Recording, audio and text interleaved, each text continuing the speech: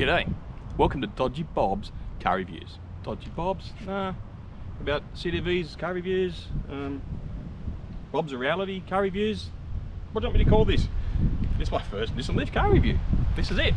A 2019 model, Australian delivered 40 kilowatt hour Nissan LEAF. And this is the first time I've driven it. Well, other than up down the driveway and around Dad's place and stuff. It's my dad's car. But yes, he's lent it to me for the weekend to do a longer term sort of, just see how I like driving it. And well, first impressions. Looks, what do you think? It's got like a bit of a sharp edge here where it looks like somebody's, I don't know, stuck it in a vise maybe. But yeah, doesn't look too bad. To be honest, it does look like, well, a Nissan something. I can tell it's based off, I don't know what Nissan models they are. So yeah, it's based off a Nissan something. This is the Nissan LEAF. Doesn't have a grille, obviously. It's an EV. Don't need air through there. And sides. Well, the wheels look pretty cool. It's a 4-door. I don't know what this thing here is. It's plastic. There seems to be all the rage with little hatchbacks and SUVs recently for some reason. Around the back we have tail lights, indicators, badge, rear windscreen wiper, blue trim thing along here, rear fog light down there, which is and again same on the other side. Okay, from the driver's seat interior, pretty good actually. It's comfortable. Seats are comfy as you expect on any modern car really these days. I mean, come on, seriously, they don't make uncomfy seats anymore. So from the driver's cockpit view, we have steering wheel, buttons, yes, more buttons. This side is your cruise control set, speed warning I think that one is, cruise control set, voice command, or ring, voice command, cruise control distance spacing. These buttons here control that menu in there. These buttons here control your stereo system here, Apple CarPlay, whatever. Volume controls for how loud you want to hide your voice when you're singing at the screen. And these buttons here and that, as I said before, control all this. So we'll go through this menu system here. So you've got these little 4 dots. These go up and down. Right, left and right, go through the menu at the top here at the page. Next one along, information. This is a screen I like to use, I found. It's got your speed, your power position, or your pedal there, e-pedal active, or eco mode. The e-brake, or the, sorry, e-pedal as they call it. The one pedal driving is actually really good. It's probably better than the Teslas. Don't tell Sally that or anybody else, especially all those Tesla fanboys. But then again, Nissan did invent the e-pedal and the one pedal driving before Tesla, I do believe. So yeah, e-pedal works great. Next one, up there's 2 dots there, is average. So average over 39,000 kilometers has been 12.6 kilowatt hours per 100 kilometers. That's actually quite efficient. It's a lot better than our Model 3, which is averaging around about 15 to 16 kilowatt hours per 100 Ks.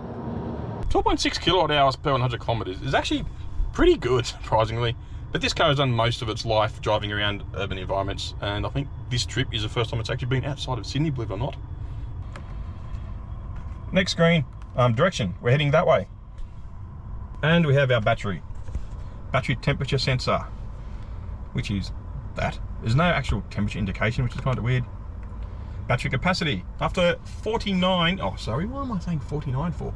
39,000 kilometers, our battery's still at 100% capacity, so perfect. Things I don't like about this so far, in the first 5 minutes of driving it, the dashboard. It is very high, it's up here. So it feels like you're sort of sitting on a low stool at a bar. Yeah, like the bar's at chest height. You know, you feel like a little kid in a bar when you shouldn't be there. It's very sort of, I don't know, I wouldn't say claustrophobic, it's just very high compared to the Model 3 I'm used to driving, and even the iMEV, believe it or not, it's just high. Second thing I don't like is this. You've got the mirror down here, which blocks the view for the windscreen. Now, why couldn't you move the mirror up to here so it's only blocking whatever's behind that?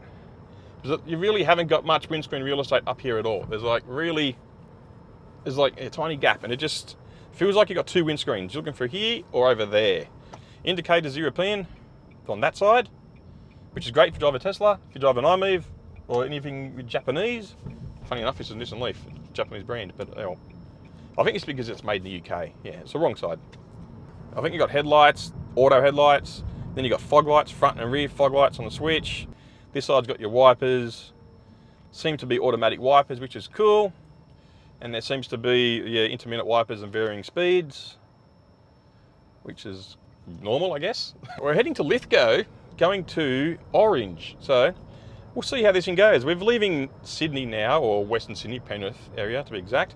We have 90% battery and 221 kilometres of range on the gauge down there. So we go. First stop, we're stopping at Lithgow because we've got relatives there. We're gonna probably recharge at Lithgow, I'm assuming. Go to Bathurst and Orange. Obviously the Tesla can do it one trip and back. This, not so much. It's only the 40 kilowatt hour pack. And we're driving to Orange for the Orange EV spectacular show with Grant and Smith. And I'm following my Tesla Model 3 up there, which Sally's driving right now. So we'll keep an eye on things and see how they go as we cross the mountains. I've just figured out how to use the cruise control. A button here, which turns it on. Oh, the car's actually slowing to match the cone front. Radar cruise control, that's cool. Do any people that own the Japanese imported Nissan LEAF with a ProPilot, does the cruise control match the speed zone? Or you got to manually adjust it all the time like this does?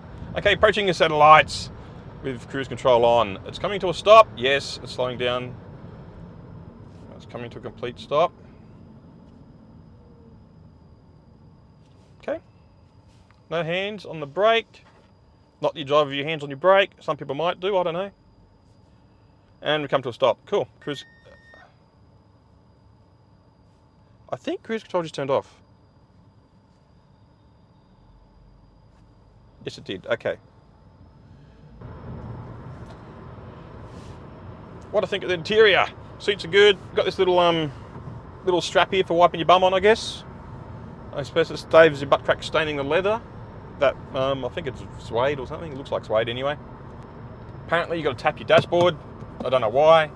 I mean, it's easy to clean. I suppose that's important. Plastic. Like, how many people drive around tapping dashboards? Seriously, does it really matter what it's made of? As long as it looks cool. Who cares? I don't, that's for sure. Okay, a few more kilometres under my belt in the Leaf. We're at Blackheath, right there. High, pretty much the highest point on this trip across the mountains. We've got 100 k's of range left and 52% battery. So yes, it's obviously taken some energy climbing the mountains. Cruise control is annoying because sometimes it won't disengage when you come to a stop behind the car in front, and it will accelerate with the car to match the traffic. That's good. Most of the time it disengages though and comes to a stop, which means then you've got to set the cruise control again, set your speed, set your spacing, which to me is annoying. Other things I found while looking around the cabin, heat seaters, seat heaters down here, 2 of them. But starting this thing is a rigmarole. You get in, there's a foot handbrake. Remember the old Kingswoods and old Holdens and Valiants from back in the 70s and 80s? And you're basically foot operated park brake. That's got this, which is good. I like that. That was something, you know, is easy to use. But before you want to drive, you got to put your foot in the brake, start the car. It's got a start button. I mean, why do cars have start buttons these days? I don't know. I mean, we've keyless entry and key fobs that are radio connected. I mean, you don't need start buttons anymore. The car should just start, as far as I'm concerned. Anyway, start button. Then you got to put it in drive, release the foot brake, and off you go. In here, up here, we got, I don't know what these lights are in the mirror. I'm assuming it's like got the electronic day-night function. This thing here, see that there? That looks like it's out of something in an old 70s Valiant. That sort of milky white plastic. It just looks cheesy. The buttons, LEDs, guys, come on. It's 2021. This is a 2019 model even then. You had LEDs. Yeah, it just looks shit, to be honest. Oh yeah, another good thing, sun visors. I like these. They come down very low, so they can almost entirely block your vision. I can't even see the Tesla from here now. Yeah, this thing. What's that for? Looks like it's got a Wi-Fi signal. I'm assuming it's for mobile phones, like it's a microphone for your phone.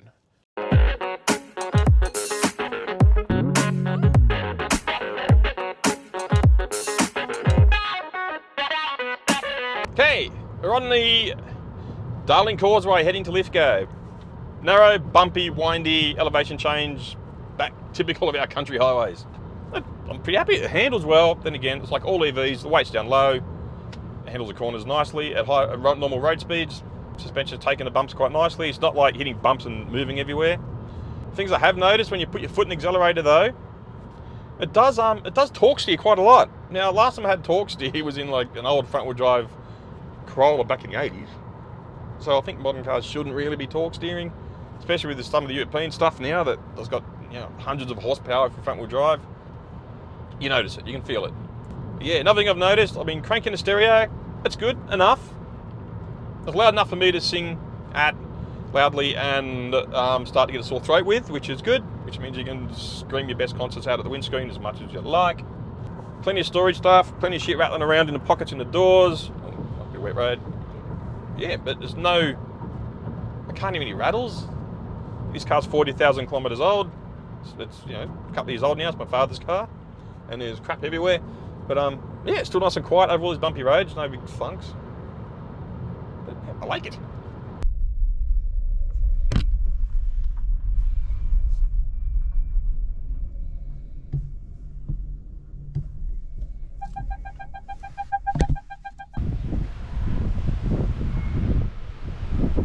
Good morning at LEAF Go. Best bit is when you forget to turn the microphone on. Yes, the car is charged to 80%, 200 kilometers range exactly. It's 8 degrees. It's very windy, 40k an hour winds, according to the Weather Zone app.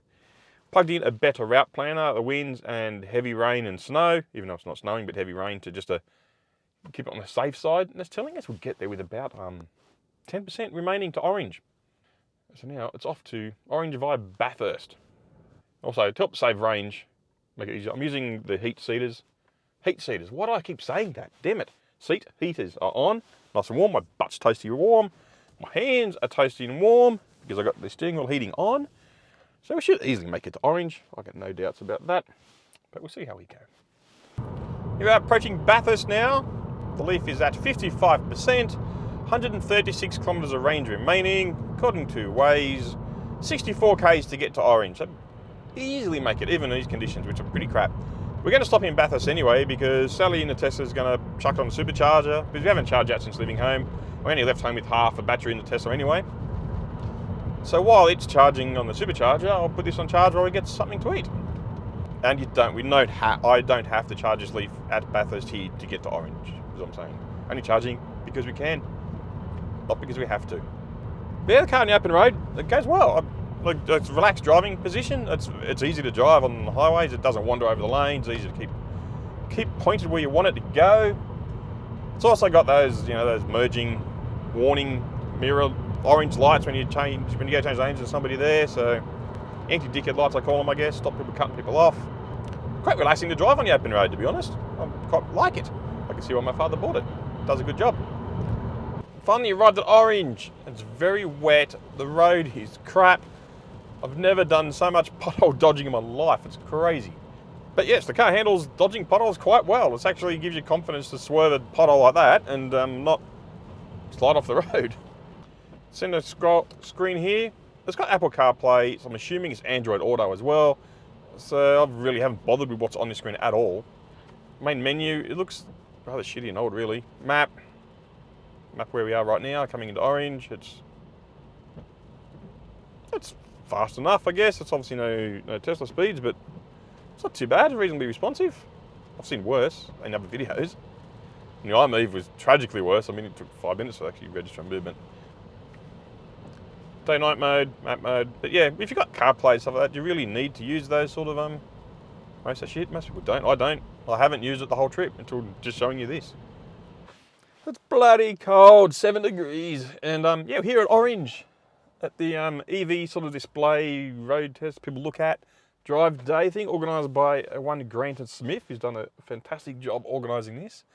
The weather's a bit of a bummer, but there's a good turnout there. There's a Model X, a couple of Hyundai Konas, got this LEAF, a couple of Model 3s, which are obviously always popular, and Jaguar I-Pace. So yeah, fantastic effort on that part, even though the weather's, like I said, weather. But yeah, now that things are opening up again, hopefully more of these events will happen and more people are getting EVs and, as I say, bums on seats.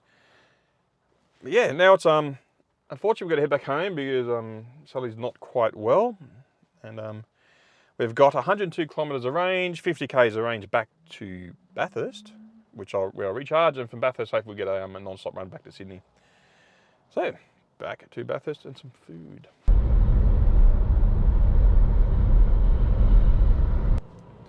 Well, I guess this is what they call rapid gate. I let the car charge to 98%, which is probably a bit more than what you normally should. You normally should stop at 80% and carry on your way. But because I was eating lunch and there was no one else waiting for the charger, you know, always be charging. Let the car charge to 98%. That meant the battery got quite warm. Now the run from the run from Bathurst to Sydney is uphill a bit.